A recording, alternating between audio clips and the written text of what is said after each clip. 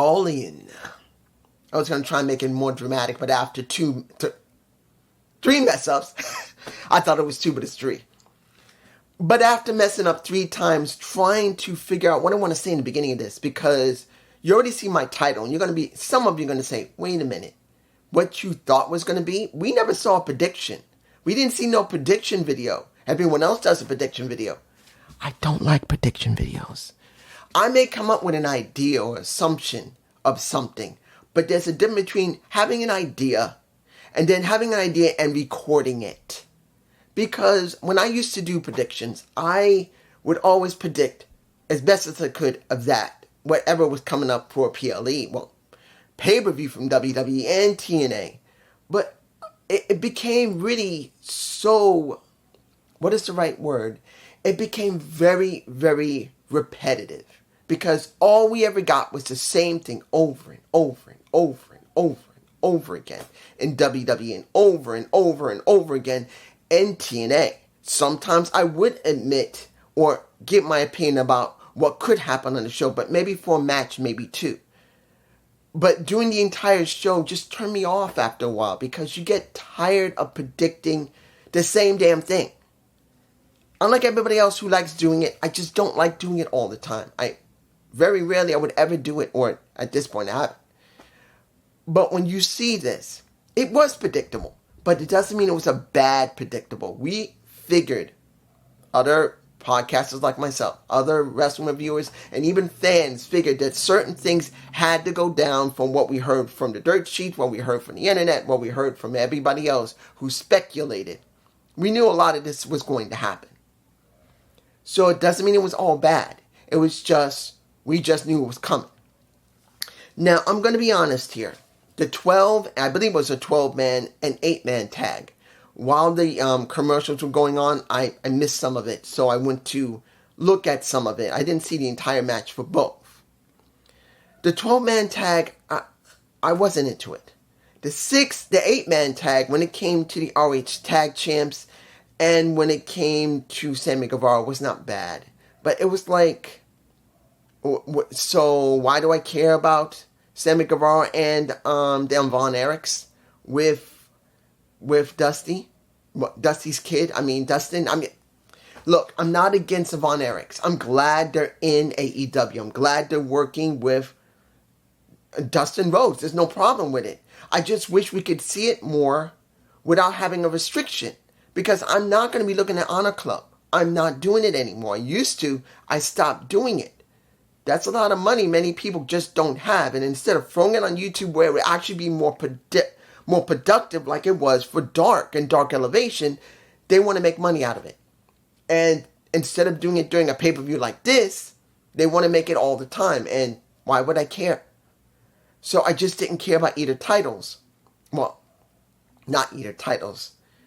Technically speaking, there should have been some type of title or something here. It just didn't feel like it mattered. But I will tell you, at 0 Hour, seeing that Saraya came out with an entourage, it made me upset that she's hardly been seen on Dynamite. Maybe to a certain extent Collision, but Dynamite you barely see her at all or nothing at all. And Collision, maybe you see a little bit. You see on Rampage, and what? Do you see on ROH? I don't look at Rampage. And if she's been on ROH, as you already heard, I don't watch it anymore because I don't want to keep spending this. But let me give it to you like this. When she was talking, I had a feeling someone's coming. Now, I did not check to see if Jamie Hayter was coming back. I didn't know she was coming back. So when I heard her music hit, I'm going like, oh, my girl's back, my baby.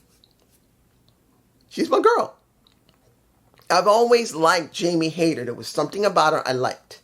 There was something unique about her. Now she has orange hair instead of like blondish hair.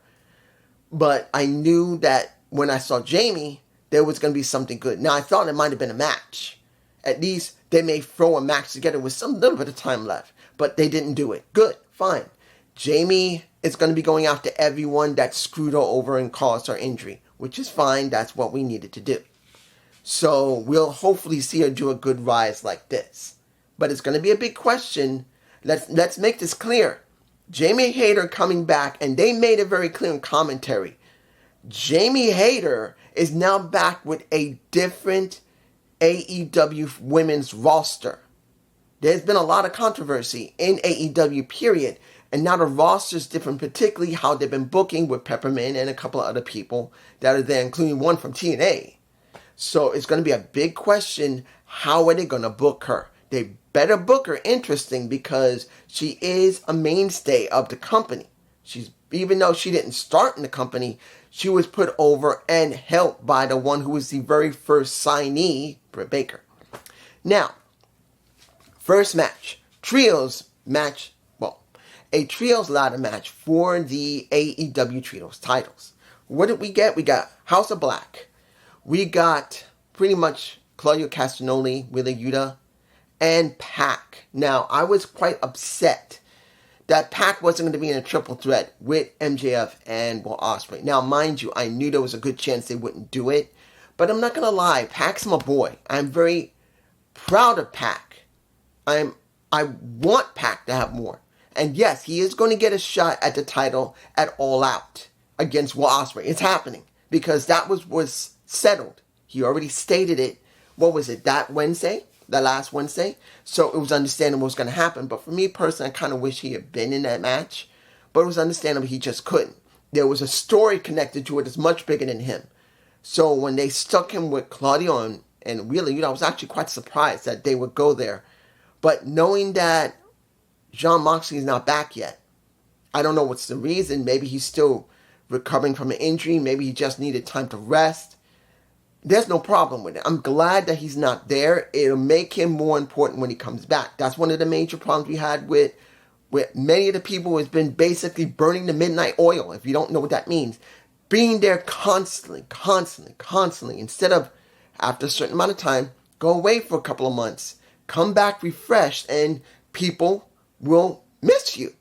And when it comes to Jon Moxley, he has been there for so long, particularly after coming back from rehab, he needed a break.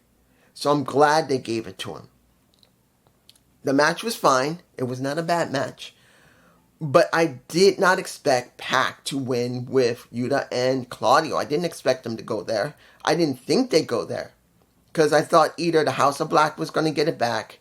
It might be, I wasn't sure about when it came to the Bang Bang Gang. It seemed like they could go there with the Bang Bang Gang, but I thought it might be the House of Black. But they gave it to them.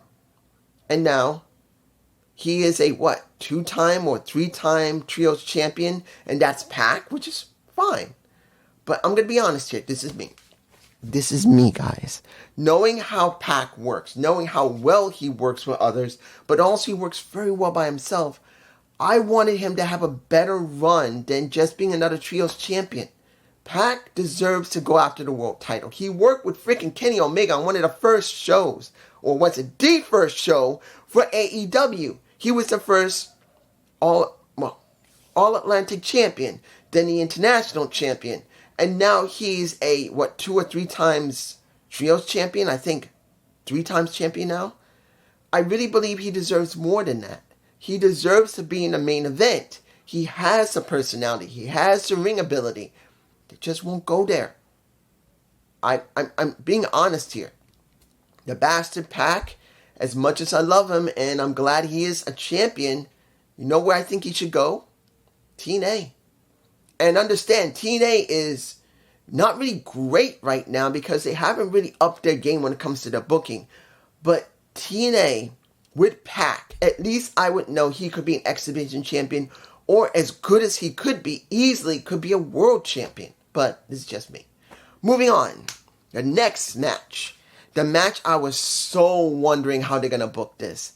And this was my Tasteless Toni Storm versus Mariah May for the Women's World Champion. Mariah May's mom was there. Pretty beautiful woman.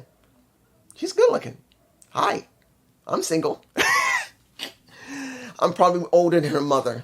So, when you see this match, the glamour versus pretty much the timeless one is a match we have been seeing for quite a while to be built very well. Let's make it clear, and I want to make this clear. It was a good match.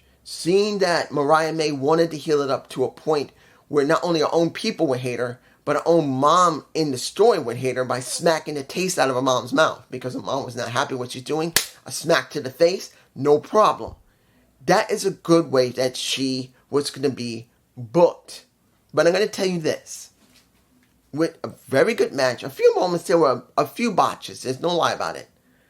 But I knew Mariah May had to win. You know why? Because Toni Storm doesn't need the title anymore. When Toni started this Taste this Toni Storm, timeless, she became legitimately the first true built stars of AEW. She is a star compared to Britt, Saraya, Ruby Soho, Athena. Guess who else? The one that everyone still thinks is the most greatest, who still needs work, AJ Cargill. The girl is the most well built. And when it comes to her, I felt that she was going to be something. And then once she got the title and she skyrocketed, people became so enamored with her. Look, during that match, they were chanting Toni Storm's name. They healed it up. They hated Mariah, no problem. But Toni was so over. It's one of the loudest pops they had in Wembley. The loudest. But I knew she didn't need the title anymore. Toni Storm does not need the title anymore. She doesn't. She now makes the title more than the title made her. So when it came to the end, I knew if she did not drop that title, yes, you have a great moment at home. But it does not mean it would be the right moment at home.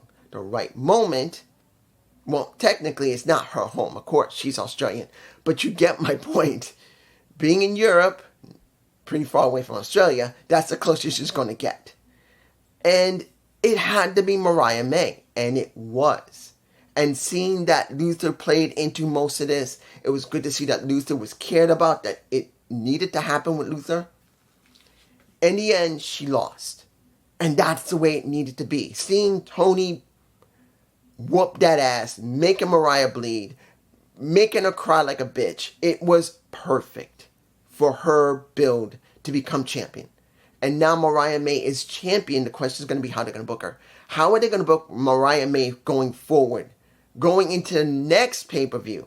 I don't know.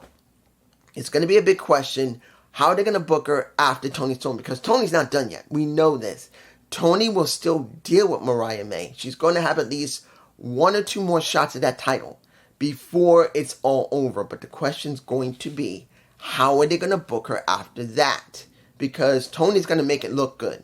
Toni will probably job again. Probably will. And then she will go here and then rebuild to do something else. Maybe the TBS championship. But the question is going to be how. Next.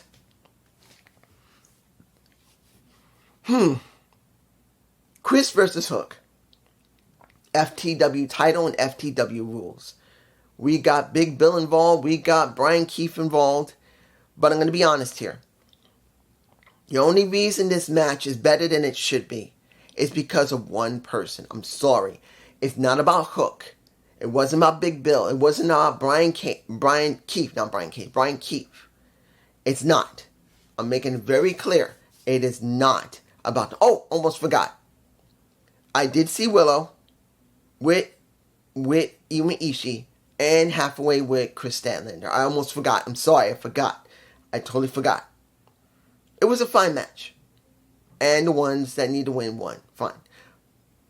Here, I knew that match was going to end in one way. It had to. There was no way halfway and Chris Statlander was going to win. It just made no sense. That's the reason why Willow and Emi Ishii had to win. That's the reason for that story.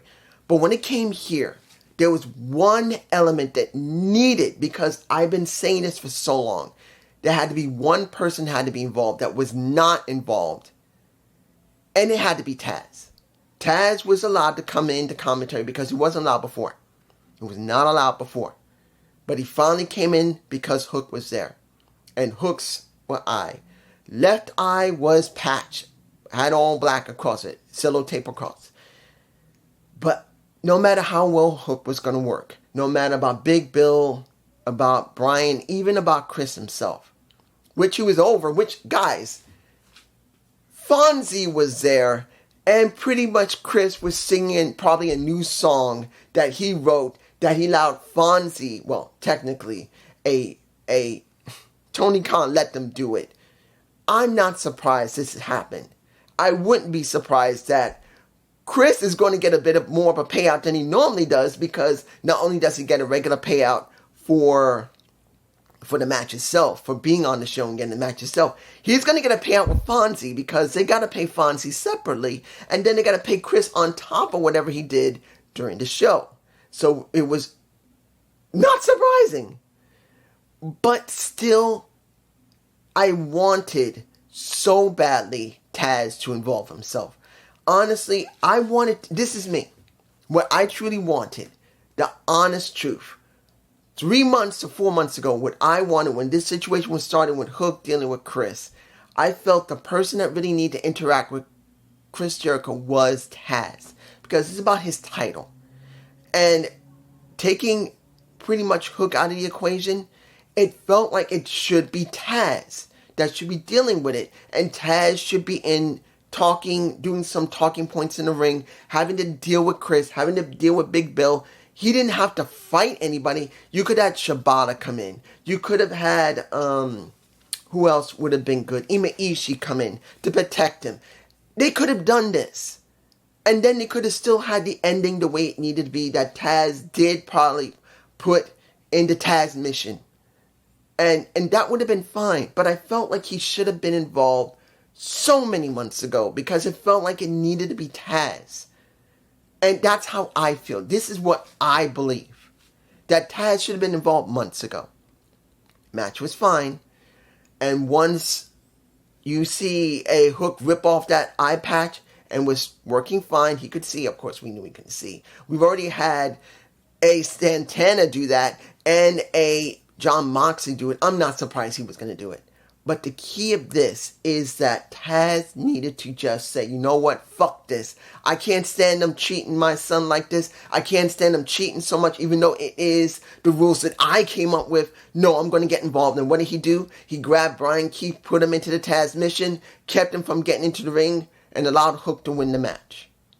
Now, the thing that I felt needed to be done but was not done, because I don't think Taz was that type of person, but I do believe he needed to do it, was once it was over and Hook won, he got his title back, Hook jumped out the ring and gave his dad a hug, and his dad gave him a pat on the shoulder and then went back to commentary. What I believe should have happened was Taz to get into that ring with his son there.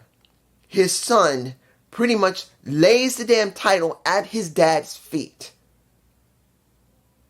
pats it, and said, this is yours again. And then he picks that sucker up, puts it on his shoulder, and he hugs his dad and officially retires the damn belt. That would have been more dramatic and would have really helped Hook even more than just getting the FTW title back. I've stated for quite a while, the FTW title has served its purpose. It kind of helped Brian Cage. It did help easily a Ricky Starks. Helped Hook. And even worked pretty well with Chris Jericho. Hi, guys. But I'm telling you right now, it needed retirement. And it would have been perfect at Wembley Stadium to lay that title at his dad's feet. He didn't have to do this. He could have laid it at his dad's feet or even put it on his shoulder and say, this is yours again. I love you. He could have mouthed it. It's yours. Again. I love you. And he could have hugged his son, raised his son's arm up, and then Taz could have gone back to commentary with the title retired. But it's just me. You guys tell me below what you think. I truly believe that would have been a more memorable moment that would have helped Hook. And it would have honored Taz, particularly with that title. But that's just me. Moving on. Now, the three-way tag match. The Acclaimed, FTR, and the Champs. Let me give you like this. Did I believe the EVP was going to lose? Nope. I didn't expect the Acclaimed to lose.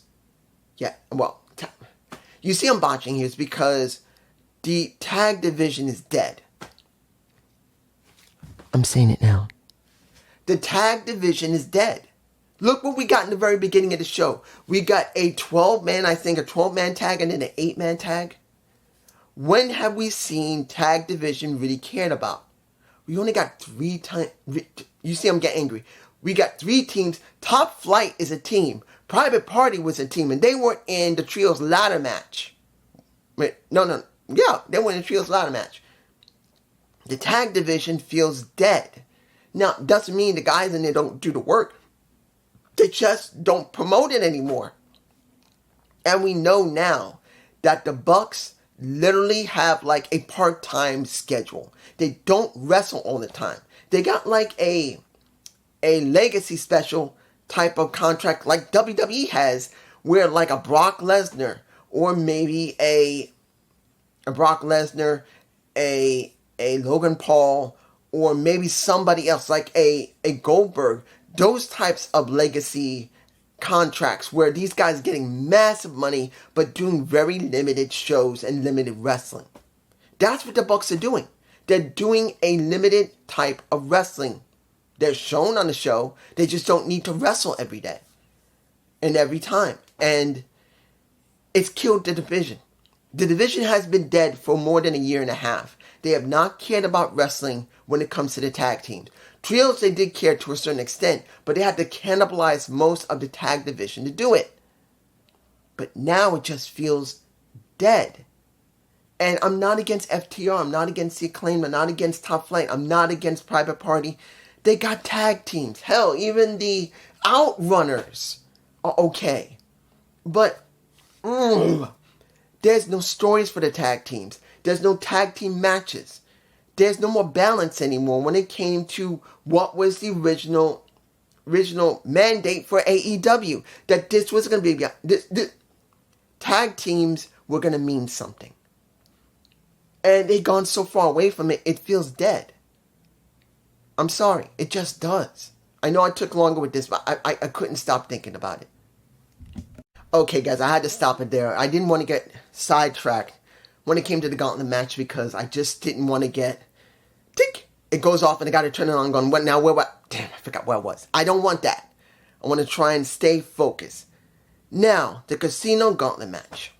And here's where it got confusing because they said people would be coming out. They didn't give a specific time of 1 minute, 2 minutes, 3 minutes. They just said people will be coming out in intervals. So it wasn't 100% clear, but they made it very clear whoever won, and it was only one pin. You just got to pin one person. They would be number 1 contender. That would be it. And I'll tell you, it was a good match. Wasn't the greatest, and they didn't go all the way into 21. They didn't. They went all the way up to 12. They didn't go to the full 21 participants of the match. Normally, let's make it clear, normally, like TNA or TKO WWE or the old WWE or even MLW or NWA, they would go all the way to the end. They would. Hell, even AEW one point or another, they also went through the entire gauntlet and let everybody be seen. So it would be interesting. Here they chose to stop it at 12.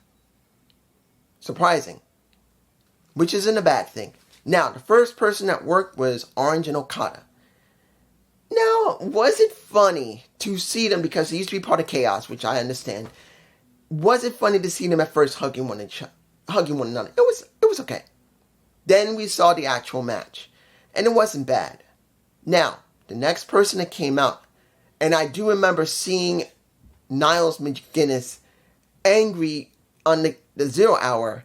He did not like Bryan Danielson. He didn't want to even think of Bryan Danielson. He didn't want him to win. And I didn't expect this, that Niles McGuinness chose to get back into the ring and wrestle. He's a commentator. I don't know how many years it's been since he last wrestled. When he was in NXT, he didn't wrestle. When he came to AEW, he didn't wrestle. How many years has it been? 8, 9, maybe 10 years since he's generally been in the ring? Maybe he's been helping train people when he was in the Performance Center, and maybe in the back he's helping people when they're learning and trying to improve their craft. But we have not seen him wrestle. He got in the ring. And for me personally, since I never watched ROH in the mid-2000s, to be honest, I didn't have cable back then. I could not watch ROH. And I didn't really have much internet either. You're going to say, wait, what? Understand. I'm saying this now. Understand. Back in the mid-2000s, I just divorced from my wife.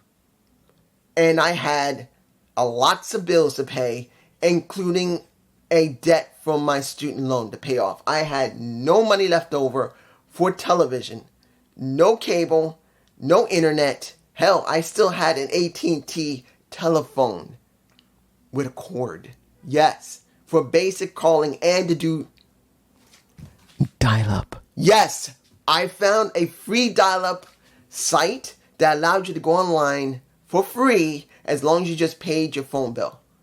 I did that for more than a few years. It was the only way I could do online, and there was no way I could watch anything online, and no way I had cable because I didn't have the money. I had only just watched DVDs. So I never seen Niles McGuinness at all. So this was the first time for me personally to see what people were talking about when it came to Niles, even though it is many years removed from him really working the ring. And I don't know if he's going to continue. Maybe now because of the outcome of the end of the show, we may see more of him. Don't know. But this was the first time. Was it interesting? It seemed a bit sloppy at first. He seemed a little hesitant, at least for me personally. I've seen many wrestlers who haven't been in a ring for many years, at least in front of a huge crowd, and a lot of times they seem a little hesitant or a little sloppy. So he wasn't that much different, but as the match went on, he looked better. Kyle O'Reilly was number 4. Zack Sabre Jr. was 5. Strom was 6. Mark Briscoe and Hangman Page was 7 and 8. We got, and this was the bit that I was interested in seeing. Once, a little later, once we saw Double J, a little later, we got to see Ricochet. Now, I know you know who you are. You told me early didn't want to know. As I've told you guys, I'd rather be surprised. Only time when I do any research is for the Gump Report. Or if there's some type of incident that is going to be good for the Gump Report. I don't like doing any type of dirt sheets when I'm normally watching these things, because it's better to be surprised. It gives a good understanding of what I'm really thinking. So when I was told that Ricochet was signed, I'm like, oh, I'm not too surprised. But why you had to break it to surprise? I knew it was a chance. I didn't want to know that he was signed. But just for the guy, you know who you are. You know, this is your picture. I'm not mad at you. You know I'm not mad. I just don't like to be knowing. Unless it's something important that could be for a Gump Report. But seeing him there, and then you got a chance, the first time in, I'll give you like this. I remember doing a review of New Japan Pro Wrestling when it was Will Ospreay versus Ricochet in the ring. I know it was Will, and I know it was Ricochet. That was many, many years ago. I think 2018 or 17, I watched their match. And that was the first time I saw Ricochet or Will. It's been many, many years ago. And I don't really remember the match itself.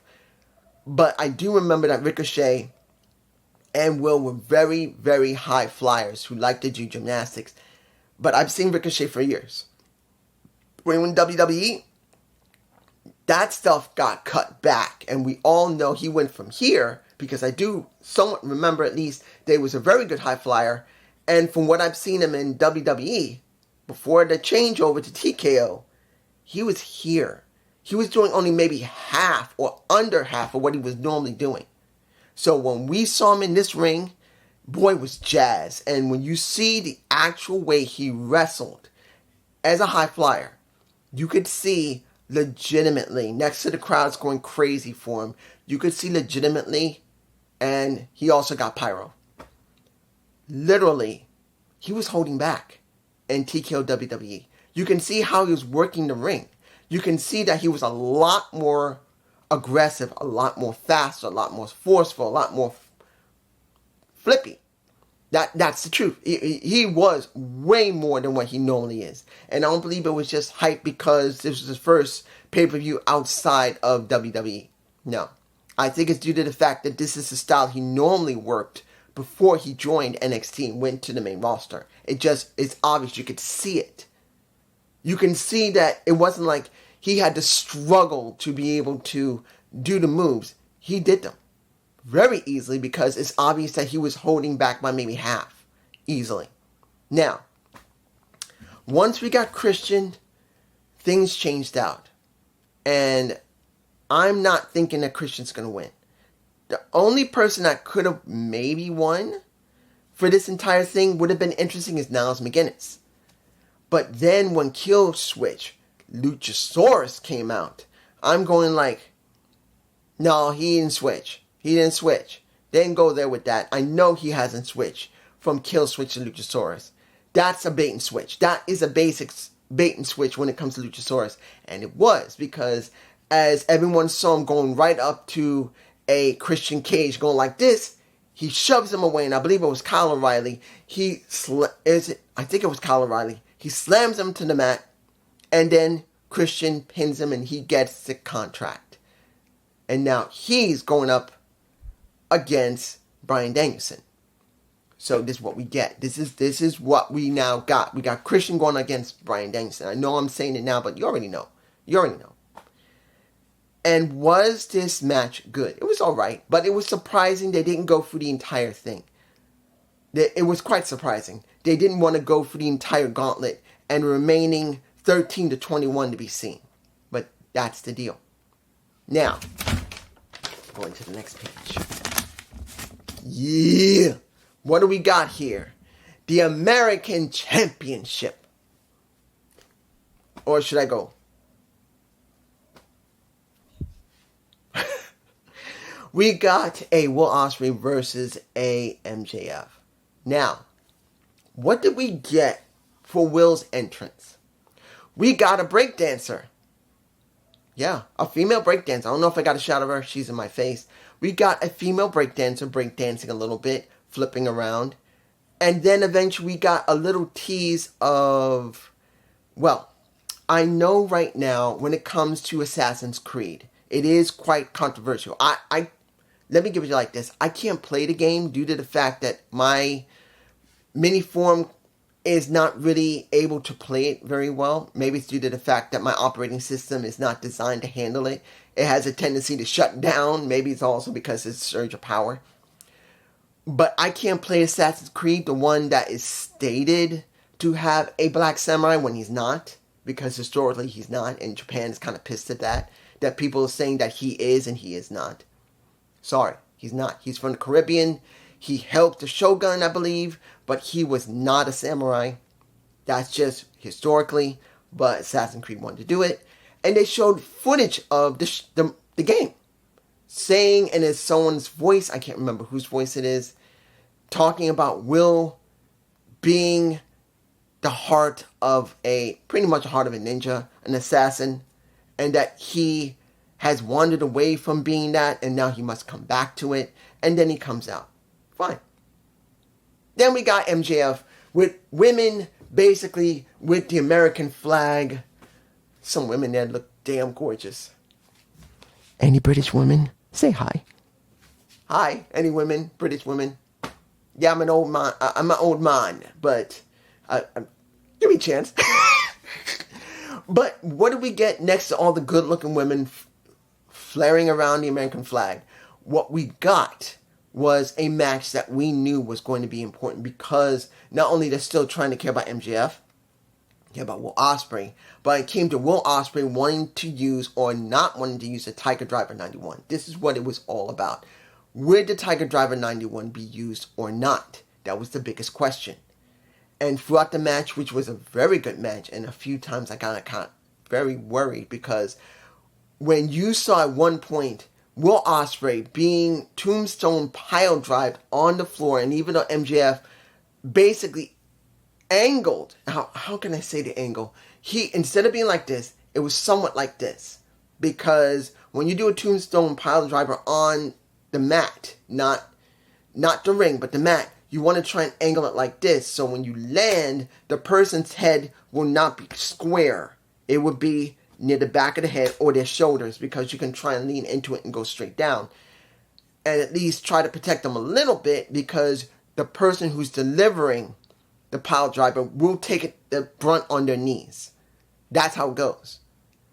So it made me very worried the way the angle was. I don't know if I got a picture because I know I did. I think I got a picture. You can see how much of his head is just hanging down there, and it looked bad. It looked bad. Or was that from a regular pile driver? I know the tombstone made me nervous. I don't know if that's a tombstone. But anyway, it was a great match. In the end, someone lost their Dynamite Diamond ring. Well, technically, he didn't lose it. It got stolen. Someone stole the Dynamite Diamond ring. And MJF had to use something that looked like taped up brass knucks. At least until someone jumps onto the ring skirt and grabs him from him, saying, "What the hell are you doing?" And he looks at him, and it's Sammy. I don't know why I said Sammy Guevara. Maybe because when you see Sammy, you're basically seeing a copy when it comes to Daniel Garcia. Because at this point, Daniel Garcia is now a face, just like Sammy's a face. Sammy was a heel, particularly what happened with Jeff. Screwed around and screwed himself up. But Sammy's a face now. So now you have a face and a Daniel Garcia in kind of the same vein. That's the reason why I said Sammy in the first place. They're both faces now that could be very similar. But it's going to be a question of how they're going to book Daniel Garcia compared to Sammy that's in ROH right now, which I do not know how well he's doing, but we'll probably get a mirroring of it with Daniel. In the end, Hidden Blade to the face knocks him out, and Tiger Driver 91. And it was so high to the neck, right here, right there. I don't know if I got a picture of it. I will put it on screen, but damn it, man, it made me nervous. Because those things, if done incorrectly, you could literally break your neck. And with back problems with MJF, even though he worked them out, it's still nerve-wracking. In the end, he won, but he did not want the American Championship, even though the ref wanted to give it to him. He said, "No, I won't touch that shit." So, who came into the ring? It was the Christopher Daniels comes in with the International Championship and gives it to him. Wonderful. But I didn't care. Not about when it came to getting the title and giving it back to Will Ospreay. It's fine. I loved that. It was done well. It's Christopher Daniels. Because at this point, Christopher Daniels is moot. I don't care about the executive president, or what is he called, executive president? I can't remember what he's called now, because guess what? It was Will Ospreay himself says, "Bruh, where is Tony Khan? It's in the back, right? Make sure that I get what I want. How much would it cost in this last week, Wednesday? How much does it cost for a fine? About $100,000 to fight MJF." He says, "Worth it." But he had to call out Tony Khan, not Christopher Daniels. So Christopher Daniels feels moot. It feels useless. It's just a waste of time. If you don't mention Tony Khan, this should be about Christopher Daniels running it, not Tony. I'm sorry. It just doesn't work for me. Now, TBS Championship. Mercedes Moné versus a Britt Baker. I'm going to tell you this. It was not a bad match. But something fell off. Something fell off. I don't know about you. I'm not saying the match quality was bad. I'm not. The match quality wasn't bad. And seeing that Mercedes came out in oh my gosh. Did she fulfill a dream of being Snow White or being Cinderella to be brought in like a carriage driven, not with horses, but what looks like guards wheeling it out. No horses. Probably it wouldn't have been spooked because of Wembley Stadium, all the noise. They had to use men to pull that carriage out, which is fine. She had, 4 dogs in there? Or 3 or 4 dogs with her? Oh my goodness. It was fine with her and Camille. It was fine. But once the match got started, and taking away that Britt Baker tricked the ref into making him think that Camille nailed her in the face with the title, the New Japan Pro Strong, and she had to be ejected, the match itself, some parts of it felt off. I don't know if it was in the beginning or the middle or near the... And I know the end didn't have a problem, but the beginning or the middle, there was something wrong. There was something where it was like, not they were miscommunicating, but when you watch wrestlers with chemistry, and they do have chemistry, you can tell when someone's attitude is not good. And you can tell the way they treat the other and how they do the moves. It's not that they do the moves, but how they do the moves makes you think something's off. Someone's upset or something. Someone is upset. Somewhere down the line, either Mercedes or Britt was upset about something, and you can see how they were interacting with each other. The moves were not bad, but you can tell that it was not about fluidity. It was about meaning. I know it's hard to explain that because you'll see the moves being done, and many of them were good enough to be done. But you could tell like a move like this to a move like this. You could tell that it's not intense. It's like attitude-y. Kind of like what happened when it came to Nia Jax dealing with a Charlotte Flair, where someone legitimately got pissed off about something, and then they just broke down into an actual fight in the damn ring. When Nia Jax beat the living shit out of an Ashley.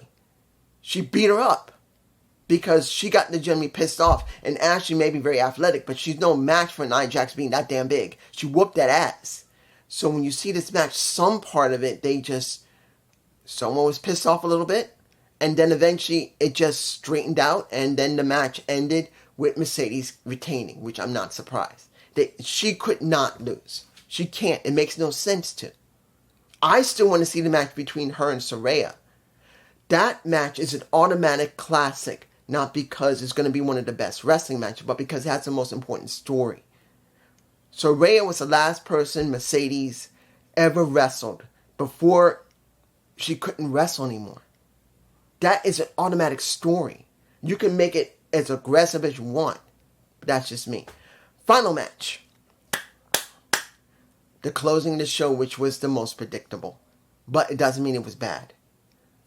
When we got the beginning of 0 Hour, we actually see Brie actually with a Renee Paquette. And they were talking about the match itself, which was fine. Finally, we see Brie on AEW, which we needed. Eventually, we needed it. Like what's going on with Adam Copeland, you're going to need to see a Beth Phoenix. You need to see her eventually. She needs to come on the show in time. But Brie is there with the daughter and son. It needed to happen. And it did. When we got outside, It's a Final Countdown. Everyone loved it. But then what do we get for a swerve? We got the people who normally sing. Well, not sing, but rap his song. And it felt important. He felt important. But did I believe he was going to win? By that time, no. I truly believed that when it came to Swerve versus a Bryan Danielson, and I do still believe Bryan is going to retire. I don't think he's going to wrestle for very long. I think maybe another year he might wrestle, or under a year, but he's going to retire. Oh, wait, hold it. I forgot about the coffin match. Oh, I'm so sorry. I'm sorry. I'll do the coffin match after this. But I can tell you this. See the match. See the bleeding. Worked fine. Seeing the stomp to the face of a Bryan Danielson by Swerve in front of the wife, in front of the kids, was exactly what was needed to be done. It wasn't that it was the most important thing, but it was the basic thing that needed to be done. If you got the wife and kids there, he's got to stomp them. Now, of course, the kids are not going to fully understand, and they're going to be upset about their dad, which helps in the drama. By the time the end of the match was, everyone was begging and screaming for Bryan to win. And he did win. And we got exactly what we thought we were going to get. If he won, Brie was going to be in the ring. His kids were going to be in the ring. Then the Blackpool Combat Club members were going to be in the ring. But I was surprised that Pac came to the ring. I was actually surprised. I didn't think he would come out. But since he now is a trios champion, I guess he decided, well, you know what? I'm part of the Blackpool Combat Club now. I'm part of it. Why not? I won with you guys. That means I'm part of the BPCC. I'm part of it. Now, deal with it. That's what happened with him. And they closed the show with that, which I felt was good. Well, next to Bryan Danielson's son running around trying to grab the confetti because it was just all over the place. And I guess he'd never seen that much confetti in his life. He is still very young. So that's understandable. Last was the TNT title match, which was Darby Allin and the Scapegoat, who came out in a goat's head. Well, not a real goat's head, but a mask. Coffin match. Did I like it? It's not surprising what we got. When I think back when Hook was up against Jack Perry, and he wanted glass in that car. I'm not saying he was wrong about it, but I'm not saying he shouldn't have listened to CM Punk anyway. Because CM Punk at least cared enough to try and talk to him. Even though he might have been right, but at least he should have took it up to advisement without having an attitude afterward to say cry me a river like an idiot.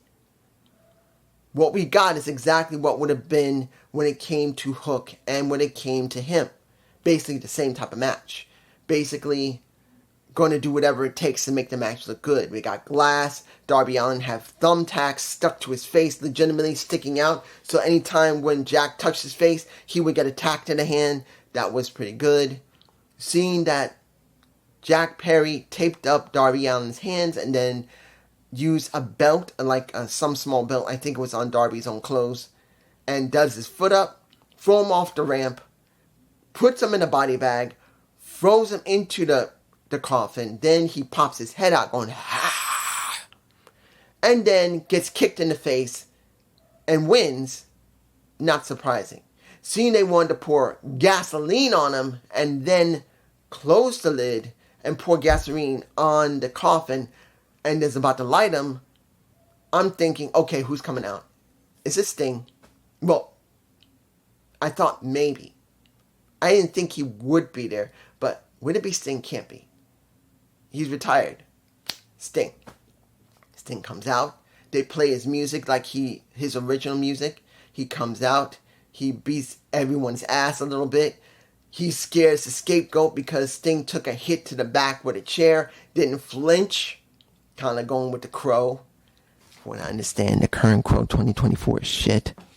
I haven't seen it yet, and I don't think I want to because I'm not really going to look at it. I've seen the Crow series. Not very good, except for the first episode of The Crow, the first movie of The Crow, which is the first one. He just basically, he did his plot armor and basically tore through them and saved Darby, got him out of the coffin, and then they walked away. This is what we got for Wimbledon. We got what I thought was going to happen. We got 5 changes of titles. 5 titles that changed out. And I believe only 2 did not. No, 3 did not. I can't remember. Wait a minute. Was it 3? Yeah, 3 titles did not change hands. That is the tag titles, the TNT title, and the TBS championship. Everything else changed. Was it bad? No. Many people are going to say this was so damn predictable. It is predictable they would go down this route, particularly that a lot of British and European wrestlers were spotlighted heavily and people were going crazy. And now we just found out that 2026, they're going back to Wembley again. But this coming 2025 is going to be in Houston. Fine. Hopefully because they go away from the venue and come back again, they won't lose the fans because from what I understand, they're still holding about 51,000 people was in Wembley, I believe. I won't know until they do the report of how many, but I think it was at least 51,000 maybe. But the question's going to be in 2026, will they still have 50 or will it start going to 30 or 40,000? If they drop, we got a serious trouble with AEW. Something is gone, the magic. Because if they start dropping that much, they need some type of change. Badly, or they're going to be worse off than TNA was when it was still in Spike. But that's just me. I hope you enjoy this. I hope, counting if I don't drive myself crazy doing these edits, trying to put in these images. Peace.